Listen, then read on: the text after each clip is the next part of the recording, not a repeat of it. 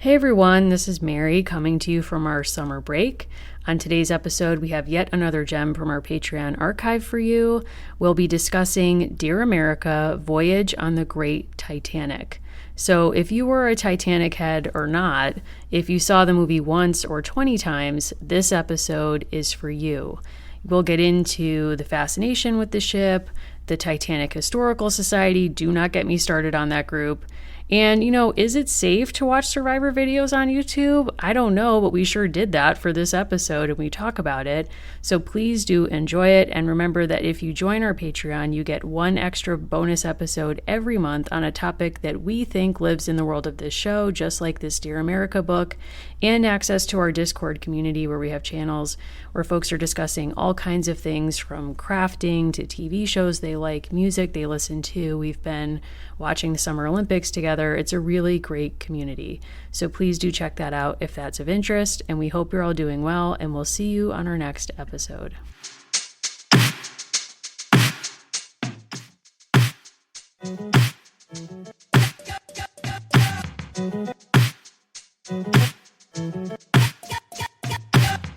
Welcome, everyone, to American Girls, the podcast where we're reliving the American Girls series book by book. Welcome to our latest Patreon episode where we're reviewing things that we imagine are in the world of this podcast. I'm Mary. I'm still Allison. I had to think about it there for a second. I mean, maybe that speaks to how I'm doing. How are you doing with everything?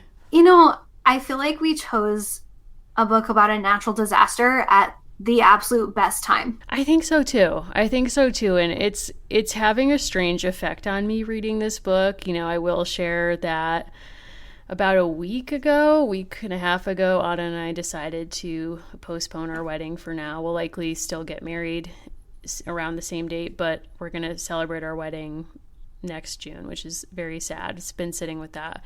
And who knew that, reading a book about a human tragedy would give me life, but here we are. That's what happened.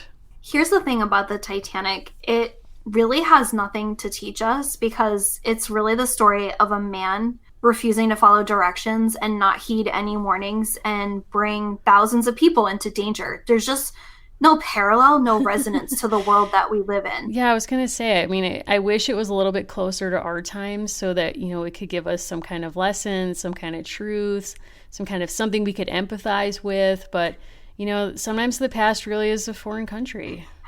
The thing about the Titanic is you were asking me to gauge my own interest level. It's always an iceberg. I think I've hit it. And then there's 80% more where it's you just don't know. I went through a Titanic phase. It's most people have their ancient Egypt phase. I had that. Yep. I segued seamlessly into Titanic time. I did one of those 3D puzzles of the Titanic and it was super hard. Oh my God. How old are you? I was too young. What do you mean? You were too young? The box for the puzzle was recommended age is this, and you were like, I don't care, I need this. That Lifetime movie, She's Too Young? That was actually based on... That was a very intense movie. I know, I shouldn't. But that was riffing off my experience with the Titanic 3D puzzle. No, I was very young. I was very obsessed with Titanic.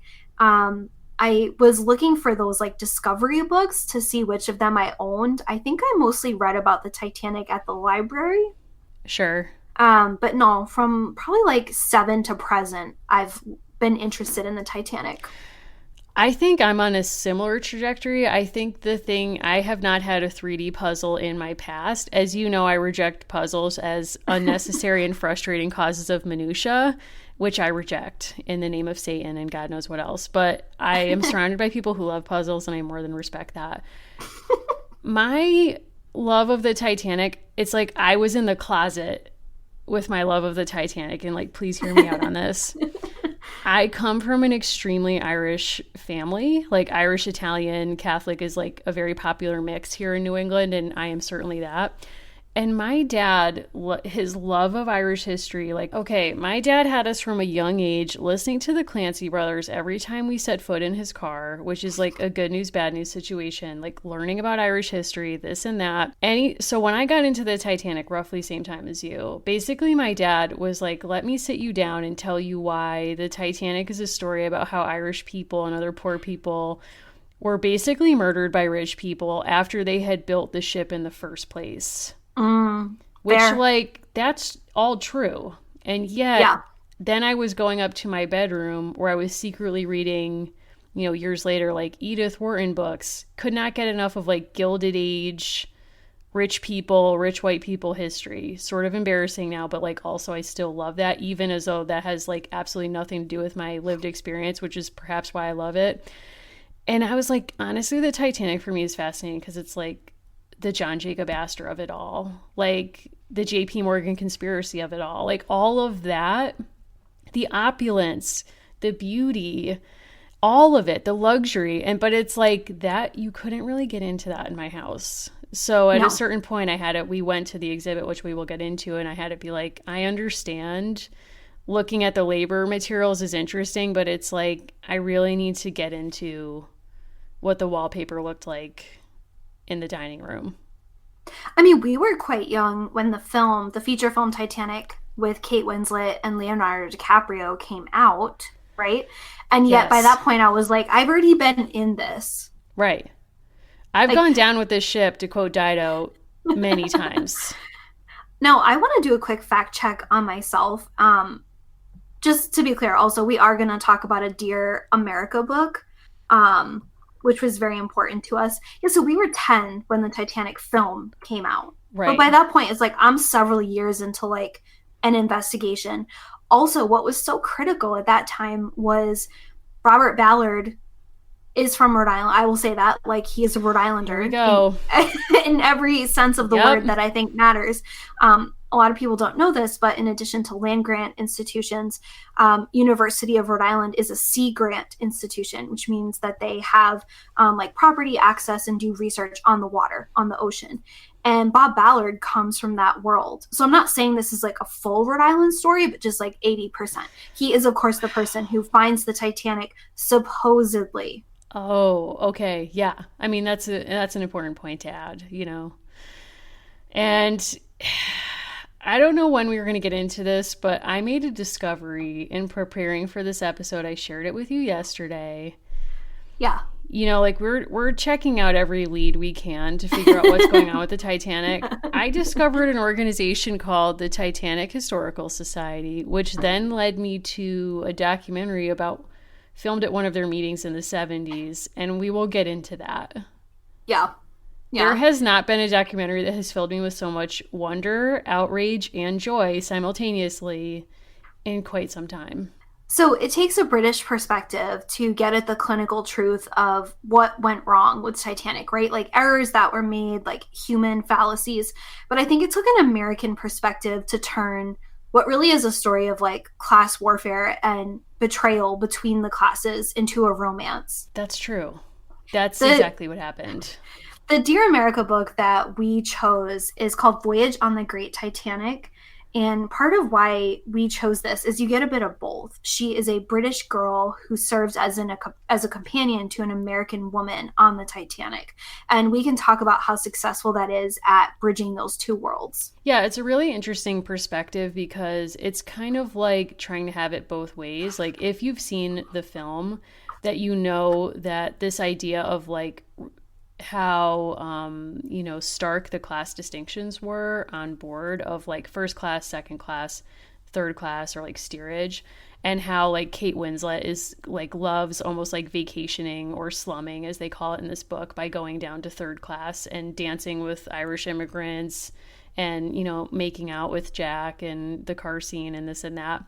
So it's not her, she can like vacation there because it's not her life. But she can navigate all those levels, but obviously the people in third class can't come up to first class and so on. So I do think it's an interesting choice to be like, here's someone who's literally an orphan living in a convent school or an orphanage who then gets suddenly to be a companion of a first class, like very rich American, kind of being our eyes through this voyage.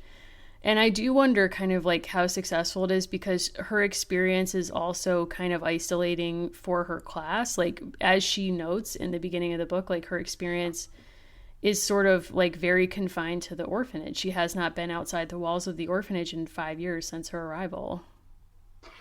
This author, like, she's also winking at you a lot in the book because the orphanage where she's being raised is located in Whitechapel, which I think many Americans have one main association with, which is Jack the Ripper. Mm-hmm. And there's even a small kind of throwaway line in this book of how, like, that's all anyone knows about her. And what I think is interesting is, like, it supposedly starts with this kind of like English location, this perspective of this young girl who is, her father's Irish, she's growing up in England, and it's really about her becoming American rather than like a diary from an American. Like, it's about this process of becoming and what that looks like. Yes. Which frankly I had forgotten. I just did not remember that that was the journey that's underlying this book. Right. In a way, it's like a total inversion of the melting pot narrative. Like, on the surface, like, she's not melting, she's actually freezing in the waters. But also the tried and true issues of the melting pot persist, which is that, you know, in some ways, I think the sinking of the ship is meant to be like this great equalizer in the moment. And yet, you know, if we take the melting pot metaphor as a guide, the melting pot is sort of a fantasy because it imagines that when people come to the United States, all of our previous national affiliations melt away and we all become Americans. And yet, as we know from American history, not everyone melts the same. So if you are not white, if you are from a nationality or an ethnic group that is non-English speaking, you will not melt or can be considered, you know, as integrated as other groups. So I think it's an interesting choice, and I think it's an interesting inversion. I don't know. I guess we can talk as we go on about how successful we think it is, but I think it's an important point you make about how this is really a book about becoming American. I'm just curious because I know you've done a lot of your own family story. When we were researching, some of my ancestors came at different times, and on my father's side, this is actually right around the time when my paternal great-grandfather immigrated to the United States, and then a few years after the Titanic sent for my paternal grandfather and great-grandmother. So they stayed behind in England, in Manchester, and then came over afterward. Exactly what you're saying about like this process of becoming, like what happens on this journey across the seas, what happens when you enter. One of the things you learn if you look really deeply into your family history, depending on what class your ancestor came in, you'll have more or less documentation about their processing. And so people are naturalized in different ways, and sort of like the thickness of that naturalization process when it happens, or the thickness of the process by which they go through an Ellis Island or a port, depends on their class.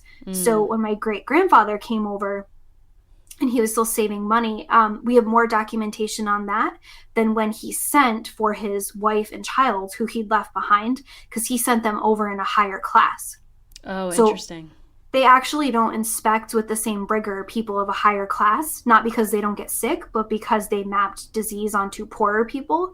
So we have this like much richer understanding of my great-grandfather as compared to this other set of the family that he sent for later.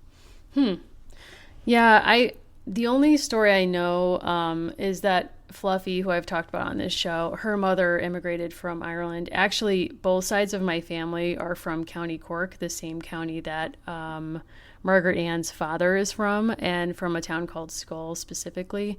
And when my grandmother's mother immigrated, we have some documentation because she came over with her sister in not as good conditions as then later relatives. But all I know is that when she and her sister were immigrating, they had some money that they were going to save for the trip divided, and they each had china that they were bringing with them, produced in the county, that was going to be their wedding china someday should they get married. Her sister decided to pay someone to professionally pack her china because she didn't want it to smash. And my great-grandmother was frugal, shall we say, and decided to wrap the china in her own clothing because she didn't want to pay money for that. And when they arrived, her sister's china was all smashed, and my great-grandmother's china was fine. So that's sort of like the story they tell about her, that she was like this kind of practical, adaptable kind of person. And also that she married an American the first time around, an Irish American, and he got TB. And then listen to this, Allison. If you had TB and you needed, fresh air, good climate, Where is the last place you would send this person to recuperate? New York City. That's true. Although, Oh, okay. that's true, but she actually sent him to her parents in Ireland. This person had Oh, never been there. She was like, he's deathly ill. What do I do? Okay, I'm going to send him like second, third class to Ireland. And then he gets there and dies. And she's oh, like, that's awful. oh, well, anyway. And then she married an Irish immigrant after that, who's my great grandfather. Great grandfather. But, yeah, so that's a wild ride, to say the least. Honestly, not unlike our protagonist here, Margaret. Let's get into it. Well, and I wasn't trying to segue away, just like she loses her parents very young and is very sort of matter of fact about that and how she's ended up in an orphanage. And when she's presented with this opportunity to go on a ship, part of why she takes it to be this companion is her brother has already left her behind to travel to the United States to set up a life there, presumably for the two of them down the road. And I think something that like always strikes me about people in this time period, like let's say 1890 to 1920s, was looking through genealogical records for something else entirely, and it was records of this one part of the Azores, and it's like all these people ended up with godparents and other like actual parents living in Lowell in these baptismal records in the 1890s, and it's like this cluster of families where we think of people in the past without cell phones, without what we have today, as being so disconnected, but they maintained these bonds in these very specific ways and made these like huge gestures. Like this girl's brother is a teenager and he leaves her behind at the orphanage, travels to the US on a ship, is sort of waiting for her, and then comes to her when she finally makes it to the US off the Titanic, and they kind of try to pick up where they've left off. It's like the strangeness of that was so common. Yes. Like that's actually not weird in that time period, but I think as we're all experiencing that isolation of distancing right now, it's like, how?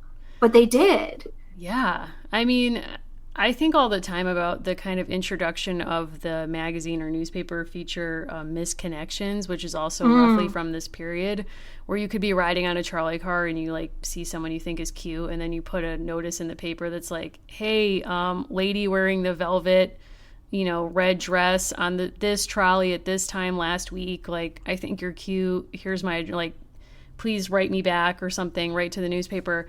But in this period, it's like, you had so many, actual connections that seem beyond the scope of reason or understanding of, just as you're saying, reading this diary, to me, you have to check yourself, because it's like, surely this is like almost caricature level tragedy in her life, and also the extremes of things that would have to happen for him to find her upon her arrival with the Titanic landing, or even if it had just been a normal journey, like all the things that could have gone wrong that a lot of times didn't, or people just made connections or found each other. It's so insane to us now, but these networks were so solid with just human connection.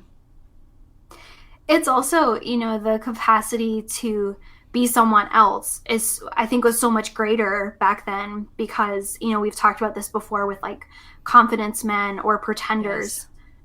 Yes.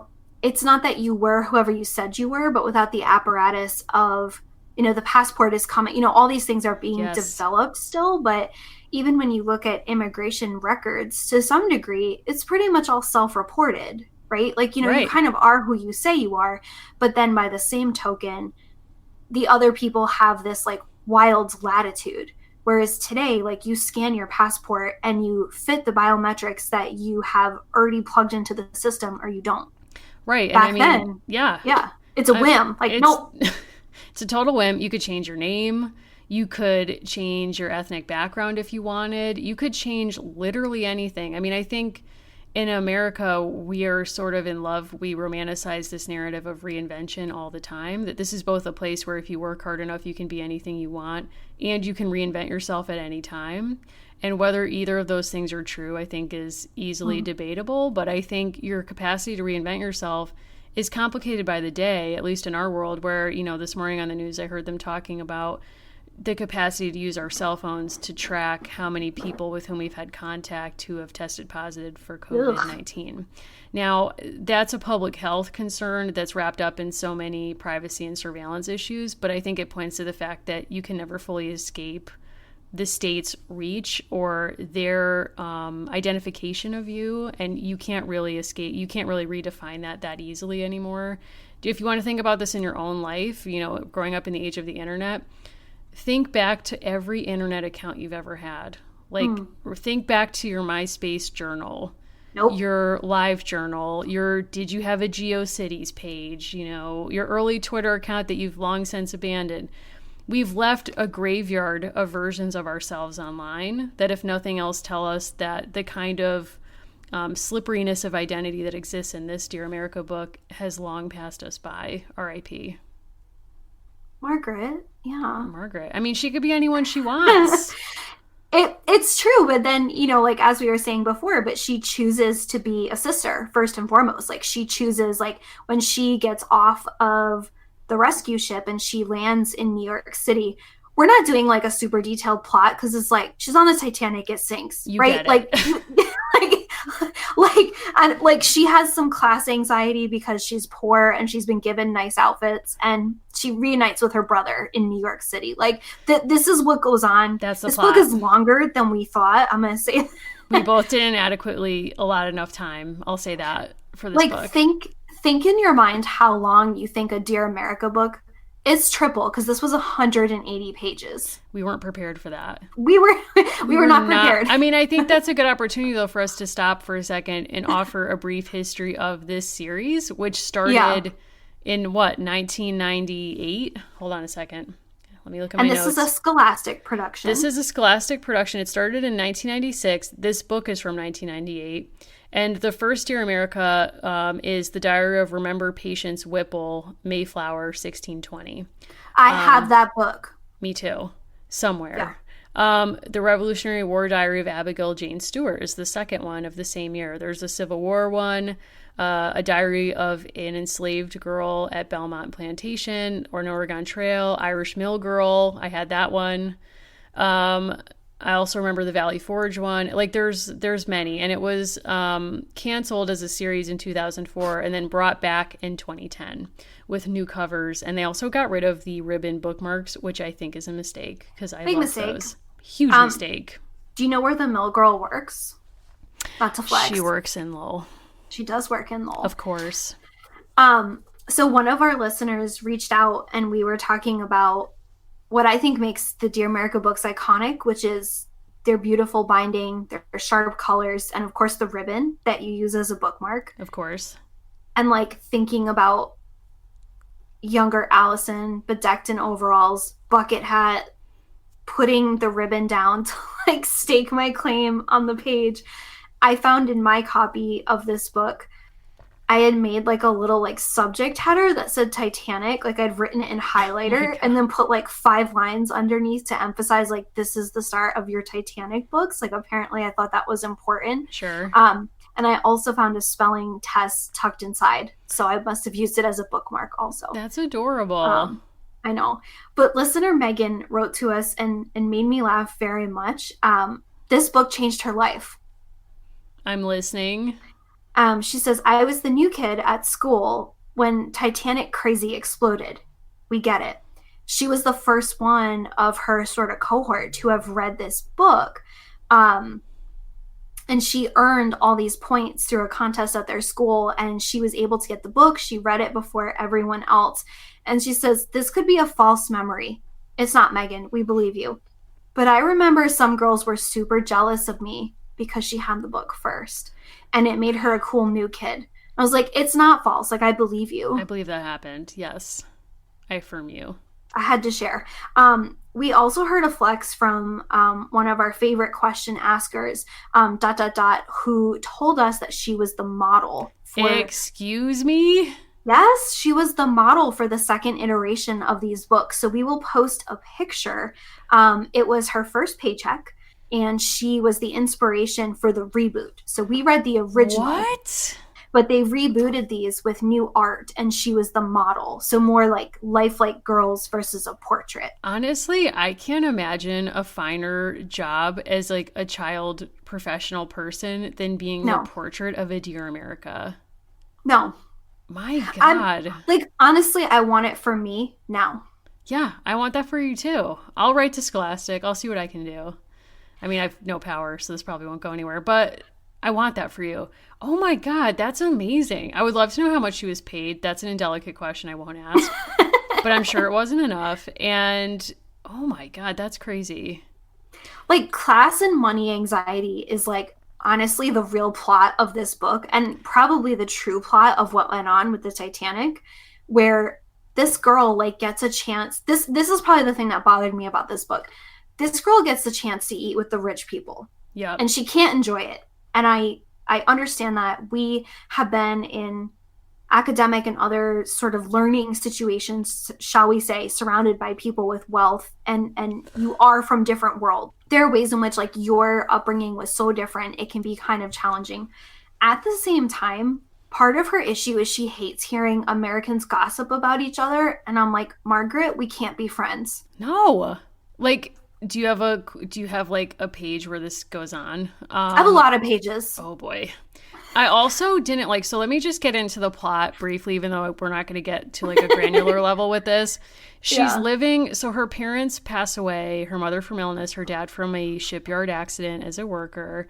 Her brother leaves her at an orphanage, a Catholic convent orphanage, goes to America. She's been there 5 years. From nowhere, we're never explained, she gets the opportunity to be a companion, we'll talk about that job, to a rich American who's traveling home because her daughter just had her first grandchild, and her husband needs to stay in London for business.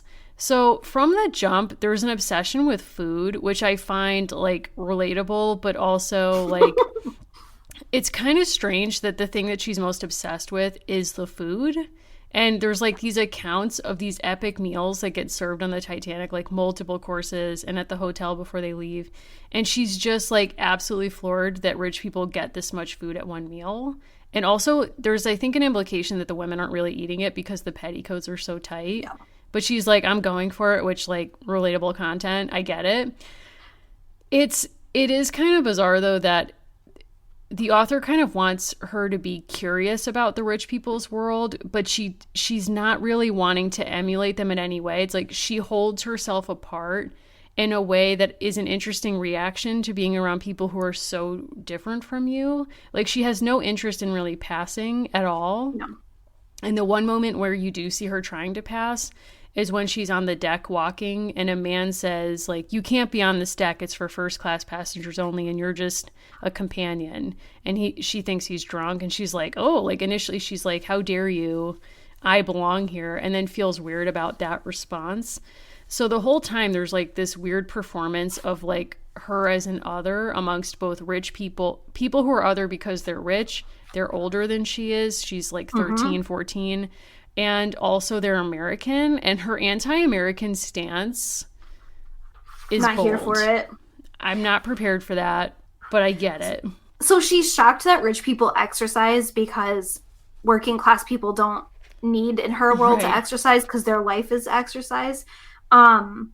So she's very critical of the rich people, like in the film Titanic, who visit the below stairs. She says they're, quote, slumming, and she's not going to do that herself. That's also a way for the author to not have to explain too much of what's going down there because she refuses to visit, which I get, like, you have to have. So anyway, I'll say two things. Talking about food constantly, that's also just like cruise culture. Like if you've been on a cruise, you eat constantly, you talk about food constantly. It's sort of like quarantine. You are eating all the time. As you know, I've never been on a cruise, hope to never be on a cruise. This is a fundamental dividing point. This is perhaps our biggest difference as friends. Yeah. Like, I remember when you went on your honeymoon and we both were, like, in panic mode because I was like, what if you're going on a cruise and I honestly have no idea what that means about, like, cell phones and whatever, but I was like, am I just never going to hear from you? Back then, I mean, that was 6 years ago, you actually couldn't. Like, my cell phone didn't work over there. It was in Europe. I sound like Mrs. Carstairs who she's the companion to, but I'm just your Irish friend, low-class friend. So part of it too was like, I think she's like spunky, right? Like in the Hermione way, where she's like not about like what these like rich older people are talking about, but like as an adult slash like crone personality myself, I'm like, I do want to hear the gossip about the summer season. I do want to hear them talk about the sorbet, like even if to make fun of it. Like page 99, she says, in the meantime, I returned to my haddock, constant obsession with food.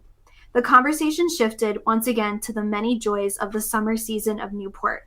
Such are the social interactions I have been experiencing. I must be a terrible disappointment. Mrs. Carstairs and I find little common conversational ground. And then they kind of poke at her. They're like, wow, you eat a lot, which I think is also like a classist comment of like, right. She doesn't know to not actually eat everything. And one line I did love is she says, I embrace culinary excess, sir. Like, she's a lot. She is a whole lot. Like, oh my God. And also one of the American ladies is like, oh, like Whitechapel, that sounds like a beautiful part of London. And she was like, yeah, like Jack the Ripper thought. She was like, I wanted to say like, yeah, Jack the Ripper thought so too, but I didn't. And it's like, okay, we got it. But yes. From a professional standpoint, just thinking about the context that she's in, this woman is an orphan. We truly have no idea where her brother is or what he's getting up to. Like, he could have said, I went to America, you know, I'm doing XYZ, but then he's kind of like pieced out into somewhere else. Like, we don't really know what she's going to find on arrival. And she does not have employment beyond when they dock. So if it were me and I was around these old people who had a ton of money, I would have been like, listen, I'm going to be the companion of your dreams. I know. Like, you will never find another companion who is as personable as me, who loves to talk about gossip about people I've never met before. I will gladly be an active listener through conversations I don't understand. I will never talk about, like, I will be interested in your conversations about exercise. I'll learn to play bridge, which she doesn't know how to do. She learns to play hearts. I was proud of her for that. But it's like, this is an audition. Like, she doesn't get it. It's like, this is an audition, girl. I know. Like, dress for the job you want. They've given you the free wardrobe. Yes. And she's like, I wore my brown sweater on the deck with my fancy dress because I was cold. And it's like, girl, she bought you 2 coats. Here's my thing. Why? If being a companion was good enough for Louisa May Alcott, it is good enough for you. Good enough for you, ma'am. And she's like, I got fancy new black boots, but it was a little slippery when I was walking in them, so I put on my old boots. And I'm like, girl, everybody knows when you buy new boots like that or shoes and you slip, you go outside and you scuff up the soles a little bit. It's really not that deep. Like, I'm sure there was something in the orphanage that you could use to translate to figure that out. Like, oh my God. I'm going to say this also. Mr. Carstairs is 100% having an affair. Oh, yeah. He, like, doesn't even have... I guarantee you he doesn't even have a job. No. He's like, I have business here in London. It's like, I'm sure you do, Mr. Carstairs. All I could think of was Arrested Development, how they're obsessed with the stairs that lead up to the airplane. The portable stairs. Mr. Carstairs is having an affair. Like you're saying, too, we have no idea what her brother is getting up to. None. And I'll say, like, even after we meet him, I'm like, I see you. Me too. Because also it's like, he was not there when she landed. I'm like, sir, the sinking of the Titanic was one of the most widely reported news stories in American history. And at first, yes, it was reported that everyone survived. Then the truth comes out. We have passenger lists in the newspaper every single day. She gets off the ship and she's like, someone's like, hey, were you on the Titanic? She's like, no, like, please leave me alone. Wanders over to a park bench and falls asleep. Her pocket's full of cash from Mrs. Carstairs. I was like, oh my God, you truly learned nothing on this journey. And her brother wakes her up and is like, found ya. And I'm like, I'm sorry, this isn't heartwarming. Where the hell were you when we docked? Like, this woman has been through it. She almost died. And what are you going to say? Like, oh, sorry, I missed the train I meant to catch. Like, had to catch a later train. Figure it out. Like, where the hell were you? I'm angry. Like, I don't even like her. And I'm like, guess what? She deserved better today. You kind of have one job. Like, you had one lane. I'm sorry, you've already abandoned her at an orphanage and, like, basically bought her toffees to make her feel better about the situation and yourself. Not saying your life was easy, but I'm just saying. So when we leave Margaret, right, like, we get a little epilogue because he basically says, like, do you want to talk about it? And she's like, no, I do not. And the repression begins. He's like, of course, that's fine. But we'll honestly, that flew right by me because growing up in an Irish home, when you have a trauma happen and someone's like, do you want it? And you're like, I will push that down and lock the door and carry it with me to the grave. Again, just to note, that's not a healthy response. And I've since, like, learned better ways of being, but I'm just saying, like, that did track for me. So, like, truly, how of a culture is this? He says, are you ready to talk about it? She won't verbalize it. She shakes her head. He says, okay, and gives her carbs. Yep, that tracks. And then she finally speaks, like, she really hasn't spoken to him, and she says, would you mind terribly if we got a cat? And he's like, yep. He's like, great. We had a really beautiful conversation. we jump to the epilogue, and we learn that she goes to Wellesley, which was really cool. Yep. Here's what was, like, interesting to me, because her relationship with Sister Catherine, who's sort of like her friend and confidant in the orphanage. Her Kirstie Alley, you might say. 100%. Here's the thing that I actually did love, because it's very Anglo. Sister Catherine is like, we don't do favorites. Like, this is a convent. We don't do favorites. Sidebar, constantly handing her candy, gives her extra money for the journey, makes sure she looks good. They stay in touch the rest of her life. That actually spoke to me so hard as, like, a very specific kind of, like, Anglo fallacy of, like, we don't do favoritism. We don't have favorites. Like, this doesn't exist. And then, like, the blatant explicit favoritism that she experiences. Like, the other kids are, like, starving, like, only getting mush. They're like, Margaret, you get it all. My grandmother would give, like, lectures totally unsolicited on equality, and she's like, I love absolutely every one of you the same. My grandmother had 7 grandchildren. I was named after her, so, like, put that together. She was like, I love absolutely all of you the same. My cousin in front of me hands her a drawing that he made at school, and he's like, here, Nani, I made this. She's like, wow, this is really beautiful. Throws it in the trash. Okay. Next day, I draw something not that great, but I was like, here, I, like, wasn't paying attention in religion class and drew this for you. 2 days later, it's framed on her wall. She's like, Mary made this for me. This is beautiful. Like, not great. Also, like, quick aside about, like, traumatic conversations. I had a school project once about the Great Depression, and you had to interview a relative. So I go to my grandmother. I'm like, Nani, like, you were born in 1925. Like, your thoughts on the Great Depression? She was like, my father heard the news about the stock market crash, and he was a streetcar operator, and he dropped dead. I was 3 years old. I'm like, okay. She's like, my first memory of being alive is sitting up all night with his body in our house for his wake. I'm like, wow, that must have been really traumatic. And she's like, it wasn't. She's like, anyway, get me the Cheez-Its. End of conversation. She was schooled by this family. Yeah, like she could have fit right in. But I also think she would have been a better companion because she would have been hustling. Like, companionship as a profession is not one that we talk about much anymore, although it most certainly exists, because if you watch any reality show, every star has, like, a pay-to-play friend. Chabon. Yes. Food God. Yeah. All of them. Like, they all have, like, pay-to-play friends, which is sad, but I guess has a historical antecedent, which I never really thought about. So I think you think about it in the way of, like, you know, women in the 19th century who criticized the institution of heterosexual marriage and said, you know, it's all prostitution. It's just how and what you're paying for. Like, in a similar way, I think when you're that wealthy, it's like, you know that people are trying to get access. So you sort of respect the naked ambition of the one person who doesn't lie to your face about why they're your friend. I think that's very true. I think that's entirely true. And I think it's interesting, like, of course, John Jacob Astor died on the Titanic. And yeah, just to, like, take us there. And the Astors are a really interesting story about, like, obviously all of these codes, like these social codes among the very wealthy. And I'm sure that the women in the Astor family also participated in this culture of having companions because they were so known for their wealth that, like, they must have known transparently everyone coming at them is motivated by one thing. Yeah. I also think, and I don't say this at all to, like, build empathy for no reason, but when I worked in wealthy people's houses, there was a profound loneliness that a lot of these people experienced because they could never just be in the world, as you're saying. They didn't go grocery shopping. And again, this is because of their privilege. A lot of people who felt ambitious in the late 19th century and had money, access, and privilege and became millionaires had these profoundly lonely and sad lives because it was never enough. Like, if you have to build a 1,000,000 square foot house, there's something inside of you that's not fulfilled, right? Mm-hmm. Like, it's not really about that. And so few people were genuine to them. So few people. And kind of the sad thing is, like, they would say and mean it. Like, this butler is my best friend.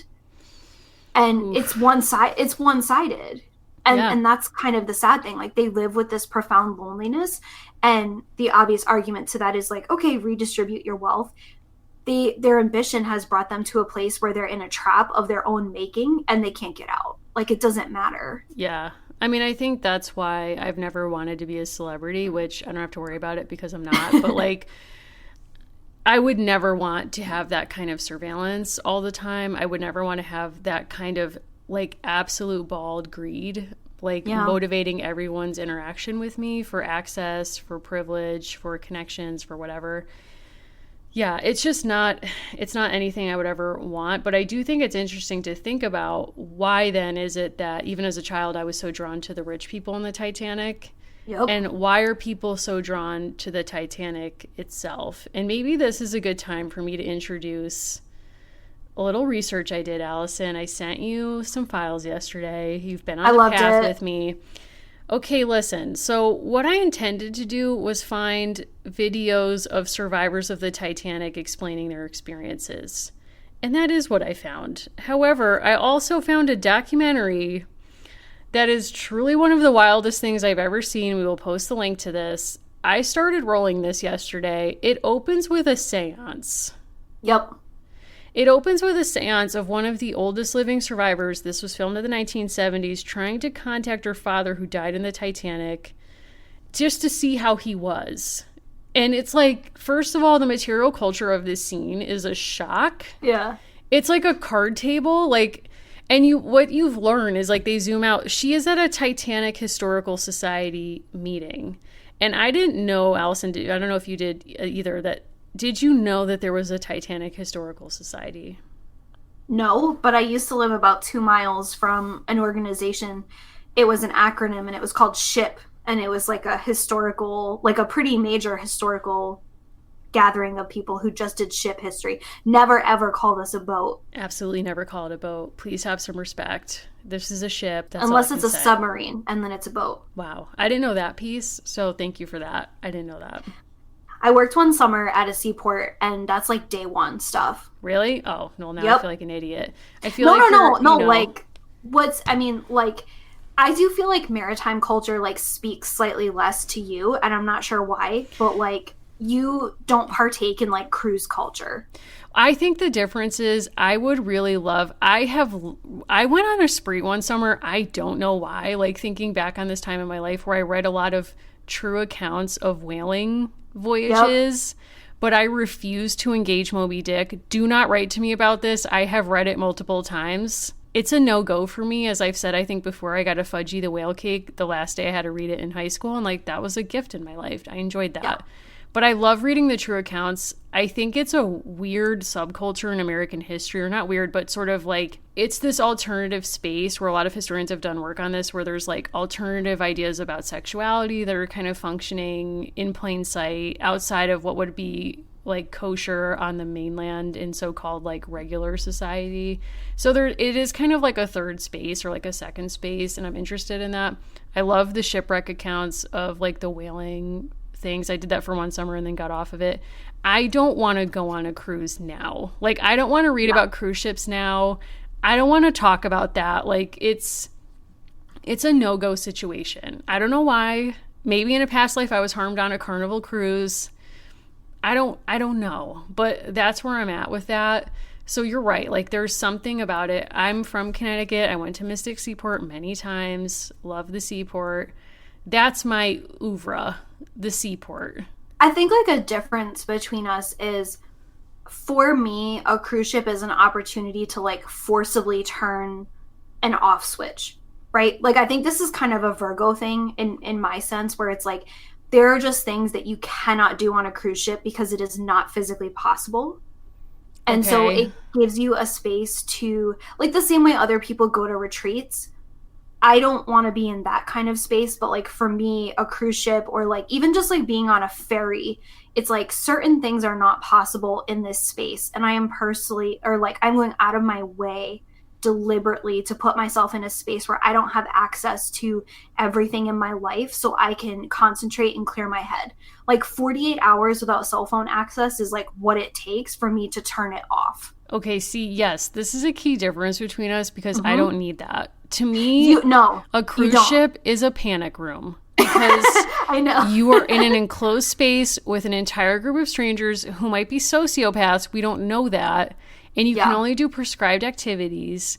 And maybe I want to do something else. Like I need an escape route at all times or I can't do it. I just can't handle that. And I can in some ways be like, I am not touching my phone today. Yeah. And that's fine. But it's a panic room. It will never happen. I know you have a dream of us going on a cruise together. It's probably not going to come true unless I go on some kind of like psychotropic drug or something like that.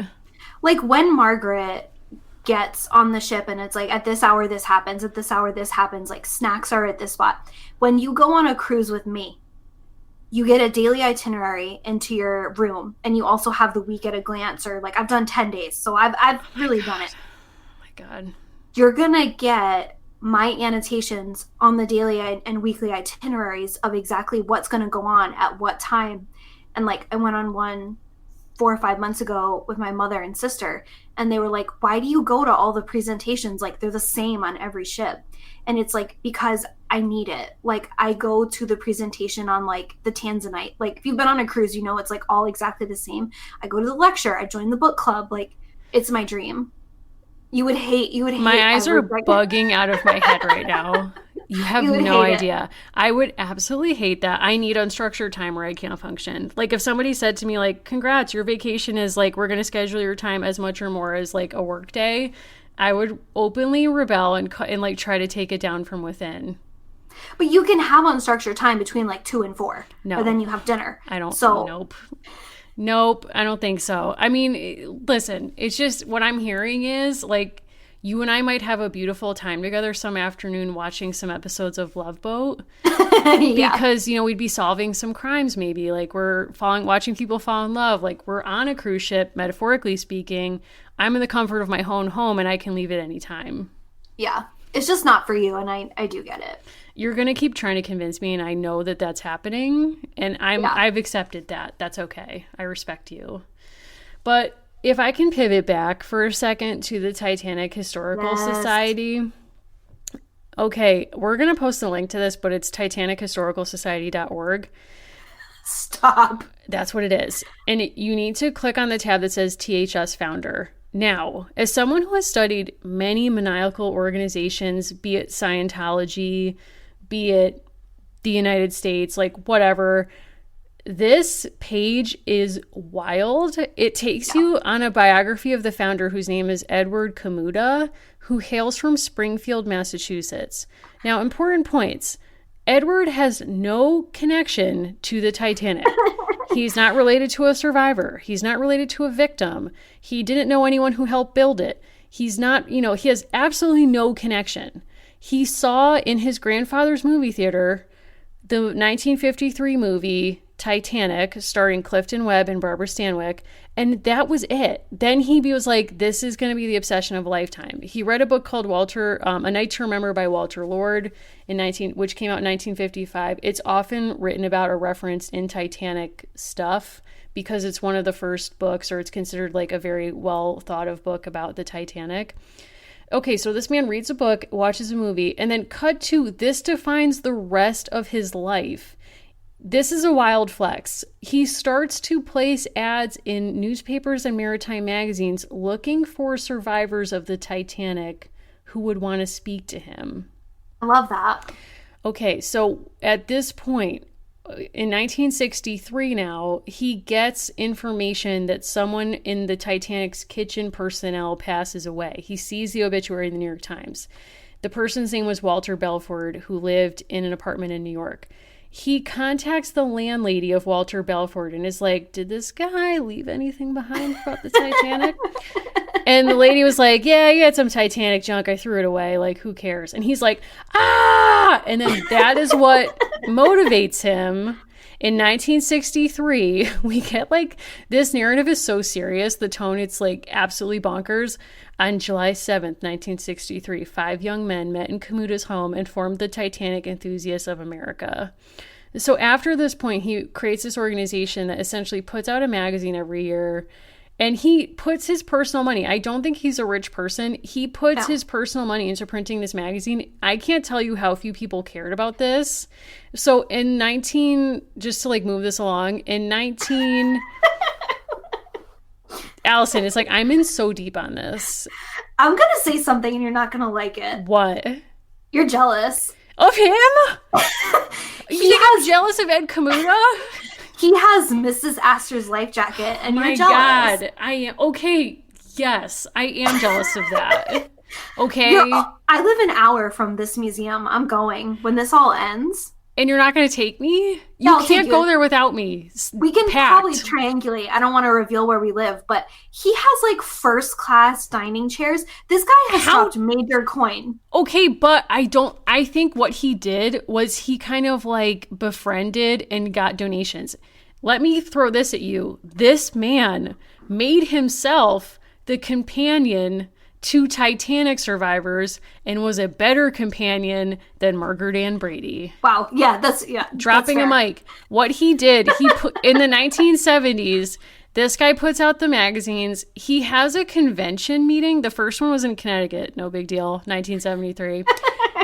Within a year, there were 1,000 members of this organization. I want to read my favorite paragraph of this, and then I will leave this alone. Okay, he basically keeps trying to drum up survivors. And he's like, I found one, got a new one. And he's writing them letters. And then he publishes their letters in his magazine, which like with or without their... And one of the survivors writes to him and is like, who the heck would make a society about the history of of like a tragedy? That's weird. And she's on the Titanic saying this to him. She was like, I was there. Like, why are you obsessed with this? And he's like, you don't get it. Moving on. Next issue. So then he's like, they create this accounting where he's like, listen, I've gotten so many great pieces from my friends who are on the Titanic. Hold on. Okay, here it is.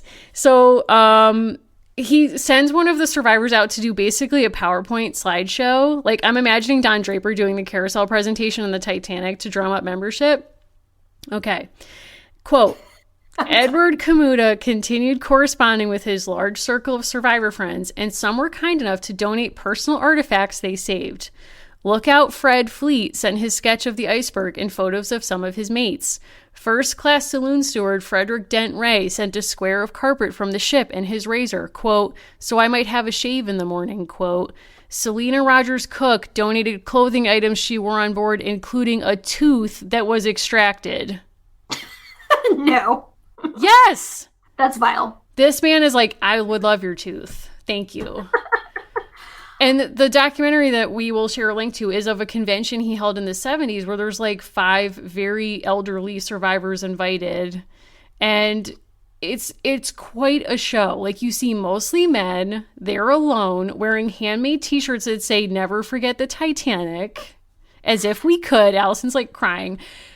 And they're like looking directly into camera and they're like, we will never forget. And like each one of them individually is like, I don't know. I mean, I don't know why I'm here. Like, as a child, I don't know. There was like something about the Titanic. It just touched me. I don't know. So when you were sending me these survivor videos to watch, like you were having your own like, you know, THS moment. Yes. So I was watching the videos. The thing that kept coming up, like in addition to other Titanic content, was like the band underneath on my YouTube was Holocaust survivor videos.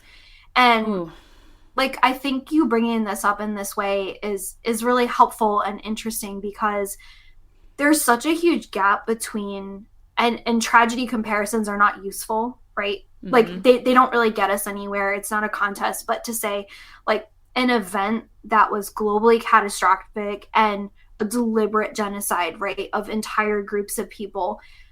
The way that the Titanic has been remembered so excessively proportionate to the tragedy, I think the fact that like there's so much documentation, so much on the internet, and the fact that like YouTube was replicating that by saying like, oh, you're interested in hearing from these survivors, hear from these other survivors, when the magnitude of what they went through is so different. Yeah.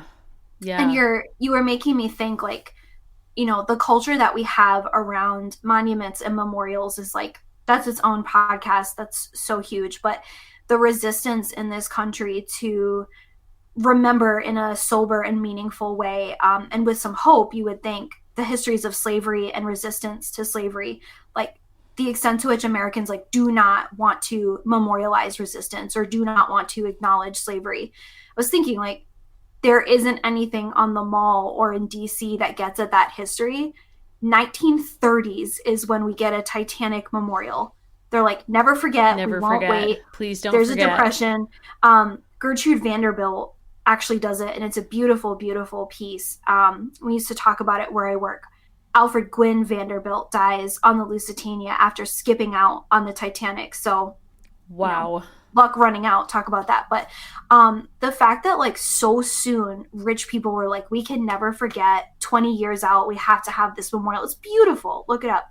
And that resistance, right, like over 100 years later to even acknowledge that slavery happened. Like as she's making that, people are sitting down with survivors of slavery for WPA narratives and still alive to tell their story. Cut to this guy being like, got the carpet, got the tooth, thank you. Like, yeah. The scale, you know, like the scale of tragedy that we're willing to grapple with, I think that's human. I think it's entirely... And racist. Which is human. Yes. A problem of humanity. Yeah, I think you're absolutely right that in some ways, like we've been talking about tourism playfully, about cruise tourism, and, you know, even thinking about the ways that as a companion, Margaret Ann as a character was completely... kind of awed by the stationary bikes in the gym, and even just this idea of vacation, which is sort of like a newer idea that as work and the workday gets more highly structured, recreation gets more structured, and you have the invention of Club Med and other places. But also like atrocity tourism being a thing, and also like in whether you're going to a physical place that's associated with a tragedy with which you feel some connection or you have a curiosity about, but thinking about the ways that the internet as a site of tourism and remembrance and commemoration like flattens really meaningful differences between these events and circumstances. Like, I can't tell you how awed I am by the absolute granular level of minutia interest in the Titanic that I have seen online. Like, there's a site called I think it's like Titanic Encyclopedia or something like that you can search literally any piece of the Titanic. And people are like, obviously, someone says, can you tell me where this stairwell was behind, you know, the second deck of this or that, and you're the second class library? And someone's like, obviously, it's not this stairwell because like this or that. And it's like people getting into these massive fights at the same exact time that we are living in a country where more and more people are easily convinced that the Holocaust never happened. Mm-hmm. And that's absolutely stunning to me because it's like, what do we choose to remember and why? And I know I'm making fun or making light of the Titanic Historical Society, but I think the fact that this guy devoted his entire life to this and convinced so many people to join him in it, and the page ends with James Cameron introducing this man on the set of the Titanic and saying, we're all here because of this guy. And thinking about that trajectory of like white guys like really celebrating the Titanic, becoming obsessed with it, not just them, obviously we have our own histories with it, so many people do. Why is it that we seek out and recreate, you know, when Dear America was reissued in 2010, this was one of the first ones reissued. Why does the Titanic persist in our imagination as an acceptable source of commemoration and like not tragedy porn, but something akin to it, when we do not have the same sustained focus or interest, as you say, whether online or in person or in school, on the Holocaust, on the history of slavery? And I think it's because we're still dealing with the issues that drove all of those events, and they're unresolved, and people don't want to think about their own, you know, culpability in those ideas, that we could live in a world that would allow people to be discriminated against because of religion or race, in the ways that we're complicit in that, in those systems. People don't want to sit with that. It's a messier story. Titanic, it's like, here's a ship that never should have, that was called unsinkable. It sank. Period. Well, people have pointed out that some of the fatality rates in New York City have been higher per day than Gettysburg. Mm-hmm. And you can know that and also know that interest in Gettysburg is not going away. Right. For because it's not actually about the suffering. It's about a topic that you can take on and kind of make your own and like fully process at this granular level, like you're saying. I also think there's like so many stories that we don't talk about and we don't know, because when these new kinds of series come out and they're path-breaking in certain ways, right, like configuring young women as important historical actors, they also still tend to do a lot of the same things. Like the first 10 or so stories of Dear America are like identical to American Girl. Yep. And they're like greatest hits. You have a pilgrim, you have a girl in the Revolutionary War, you have Civil War, you have an enslaved person, a girl on the prairie, mill girl, another story of an enslaved person. Like those are the two stories of African Americans. Mm-hmm. You have a story of a Jewish immigrant coming to Ellis Island, which was like very hot for a moment. And then the Alamo ? That was a real question mark for me. Yeah. I spotted that and it was like... We'll go there someday. I have been to the Alamo and it's... interesting. And then a story of a woman who's held captive by indigenous people. Okay. But it is interesting to think about the two series in conversation with each other, because I think you're right that there's so much similarity there. Yeah. Of what kinds of narratives they map women on, young girls onto as the central character. But also, like, I guess I had expectations that we were going to get more of her interior life, because this is all formulated around a diary. Right. And I guess we got it, but it didn't feel like as deep as I remember. It's accurate in the sense that it's performative because it's given to her by an adult. Mm. And it's the only way that she, at the end of the book, it's the only way that she lets other people access her Titanic story, because she notably will never talk about it out loud the rest of her life. But the epilogue says she gave the diary to her brother for safekeeping. Yeah, and I think that's an important piece, too, about how the Titanic gets remembered, because, of course, like, it's as precarious as this man, like, happening to get interested, collecting items, that we have these museums and so on. But also the survivors who felt comfortable enough, in light of, like, this was, not to underplay the Titanic, such a traumatic event that few of us can even wrap our heads around. And something that was so chilling to me about listening to the survivors was they were saying, like, the most traumatic moment was not when the ship was going down or, getting into lifeboats and this and that, but the absolute quiet after everyone stopped screaming. So, like, when you knew that everyone in the water had passed. Yeah. Like, the, like, absolute trauma of that. So, like, living through that, you can totally understand Margaret Ann after she gets off the ship, that she immediately denies she was on it and doesn't want to share that, except in a way that she can live with. But so many, historical organizations, like, searching through their collections before today, have items from survivors, and they all say, like, this person left us with these few mementos, which they never were willing to speak about during their life. Like, they didn't want to talk about it. So you have to wonder about, like, the kinds of histories we have are entirely shaped by those who are willing to share them. And particularly the male survivors, like Virginia Historical Society has some mementos from a very rare, like, male survivor. And it's because he jumped into the water when a lifeboat was being lowered down, and I think he thought he would die, and someone pulled him into a ship or into a lifeboat. He passed out and someone pulled him into a lifeboat. When he woke up, he was in a lifeboat and lived, but there's so much shame around male survivors of the Titanic that he could never speak about it. When actually this is a completely anomalous event in human history. Like, this women and children paradigm, like women and children first, women and children must survive. There are tons of studies which show that the Titanic is a complete anomaly. Like, that is not who survives usually. So this is like a product of a very particular, like, moment of patriarchy where it's like, we value women and children in this way, they must survive. But it's actually, I think people misunderstand when people say toxic masculinity, but actually like how sad that men who feel like they were both fully responsible for making this happen and fully responsible for letting it fail are like, I literally don't deserve to live because I made a mistake. Yes. Like that's such a good point. Yeah. That speaks to suicide culture. Like, I literally don't deserve to live because I made a mistake. Yes. Versus, I think the way that it's gendered, people are socialized differently to own up to mistakes, to articulate that they've made a mistake. There is a tweet going around, and I keep thinking about it. I say it all the time. Does that make sense? I say it all the time.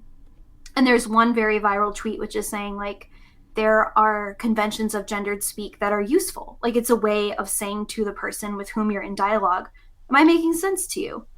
And there's been a also very popular response tweet, which is like, women often have to talk this way so they're not perceived as aggressive and abrasive and all sorts of other things. It's like, I see both sides. It's like part of why people talk about toxicity is like, no, it's bad for everybody. Yeah. Not a complaint. It's like, it's bad for everybody. And the flip side being like, I say, does that make sense? Because I care that I'm being understood and I care that I'm communicating effectively. I don't just want to hear myself talk.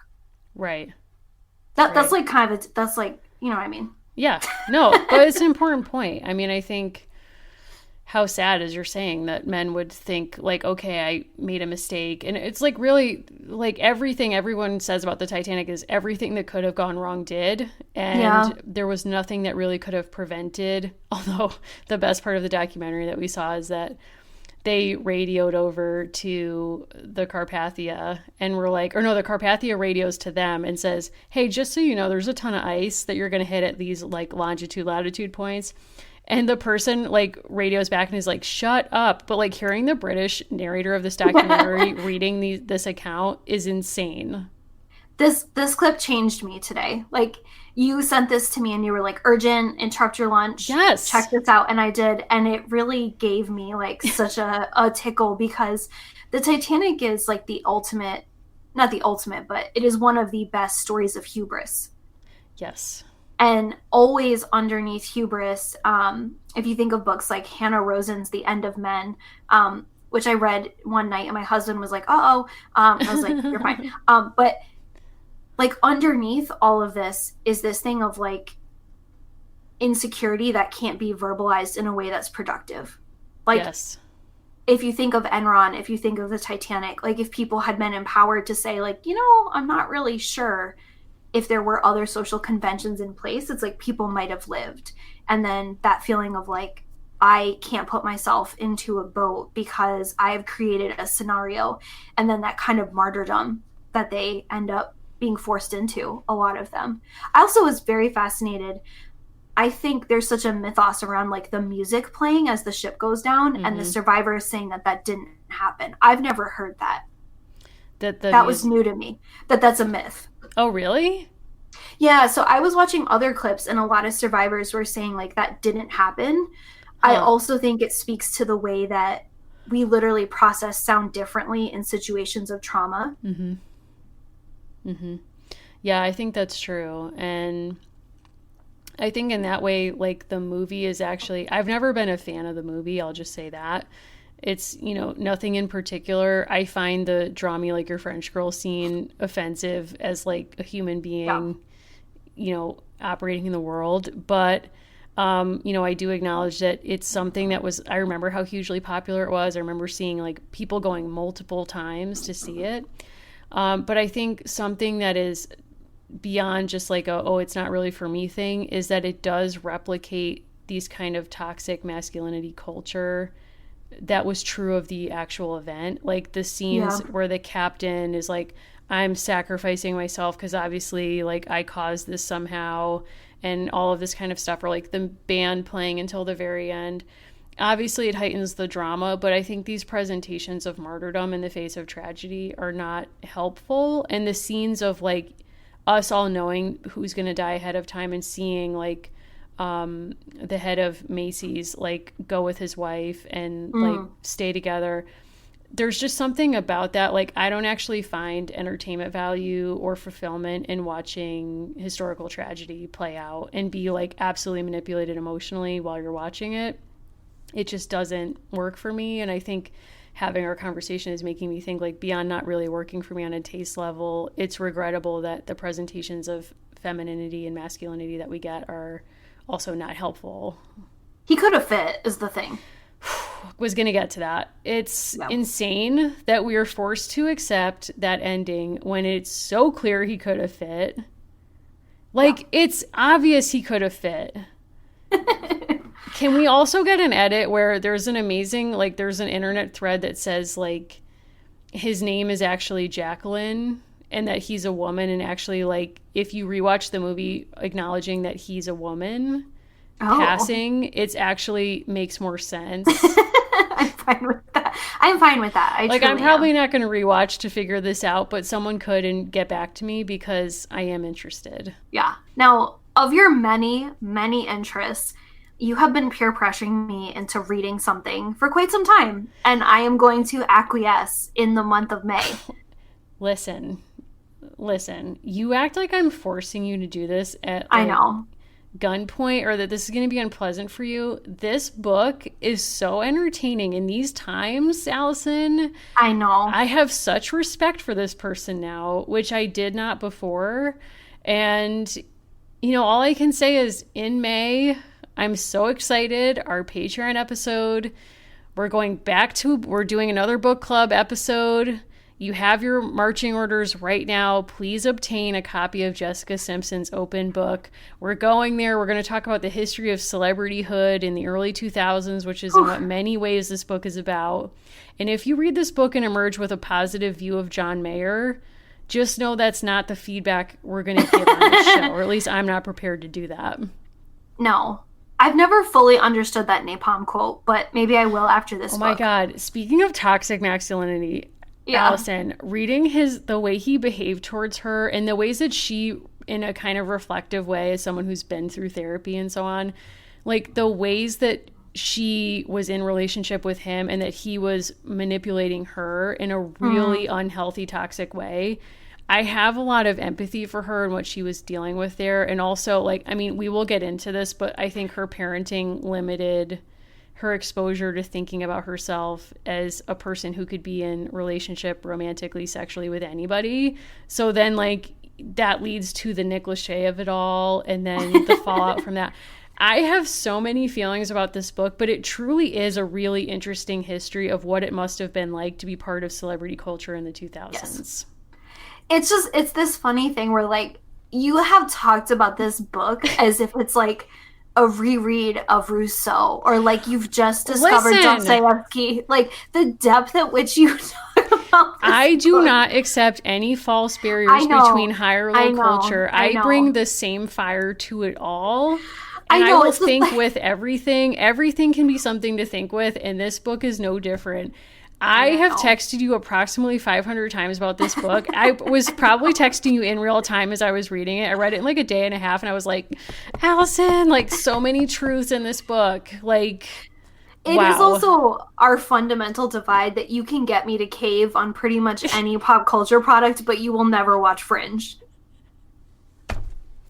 Like, you just won't, and it's fine. It's clearly not fine because I hear about this all the time, but I will say I have a pile of in our bedroom books and things that people have lent me, and I keep them together so I won't lose them or read them. But the Fringe DVD is at the top of the pile. Every morning as I get dressed, I look at it. There's a photo of me with my grandmother, and it's right behind that. And I'm always like, oh, like, Fluffy, love you, miss you, girl. And then I'm like, Allison, like, I'm a horrible friend. No, Speaking about commemoration culture, it's like a monument I've made for myself where I'm like, I'm inadequate. I need to pull it together. I don't like sci-fi. Someone also, shout out to the listener who shamed me on Instagram and was like, if you're a real Winona fan, why aren't you watching whatever that show is called? And I was like, I thought it was scary. Stranger Things? Yeah. I think it is not scary, but I also know that you have like very like set boundaries around like certain kinds of scarier content, and I respect them. Thank you, Allison. Like on any given day, it's like I'm watching a murder show of some kind. You could probably watch a murder in real time and you'd be like, well, I'm prepared to solve it. Or like maybe you did it, hard to say. Whereas like I can't watch a murder show unless it's Law and Order or it's Jessica Fletcher in a very camp denim on denim outfit being ridiculous. Although I'm also watching Miss Fisher's Mysteries, which is set in the 1920s in Australia, and I'm very much enjoying that. It's not filling a Murder, She Wrote shaped hole in my life, but... That's a fan favorite, actually. Yeah, I'm very into that. I'm always happy to discuss that. So that's been good so far. Allison... I don't know what to say. We've had so many high highs. You know, we really dove deep, you might say. Yes. There was a moment when I had a sinking feeling about doing this show. Thought it might be I'm too sad. going to call it, This Is Not a Drill. Wow. Because it's kind of our motto and like what went on with the Titanic. This is true. I mean, it's like, I think every time I read a Titanic book, I'm like, if I just read enough about this, I could have prevented it. I think that's where we all are. I was going to read you an Aleister Crowley poem, but please I feel like it's too much. No, really? Please do it. Oh, yeah, go for it. Should we go out with Aleister? Yeah, let's do it. Okay. So I want to read a portion of it because I was looking up Titanic poetry and like, I'll just say there's a range. Courage, catastrophe beyond belief, harden our hearts to fear and grief. The gods upon the Titan shower their high intolerable scorn. But no God knoweth in what hour a new Prometheus may be born. Courage, to his doom goes driving down, a crown of thorns is still a crown. No power of nature shall withstand, at last the spirit of mankind. It is not built upon the sand, it is not wastrel to the wind. Courage, disaster and destruction tend to taller triumph in the end. He's good. He's gonna make it. Wow. I'm rooting for you.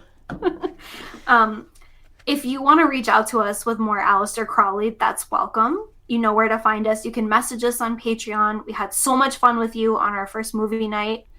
Oh my God, I laughed so hard. Everyone who showed up, thank you. You absolutely, like, I was having such a down week, what with the postponement and all, and that really turned my week around. So thank you all for bringing me some very real joy in an otherwise strange time.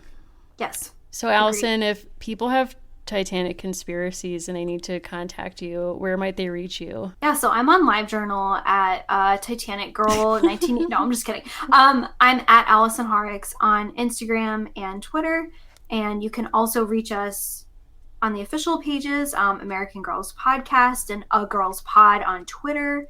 If people want to reach out to you, where should they find you? You know, please reach me to discuss Jessica Simpson's A Public Affair and other deep cuts on Instagram at Mimi Mahoney and on Twitter at Mary Mahoney123. I'm hyped about this. Can't wait. I am too. No, I am too. It's going to be May. Yeah. It's going to be May.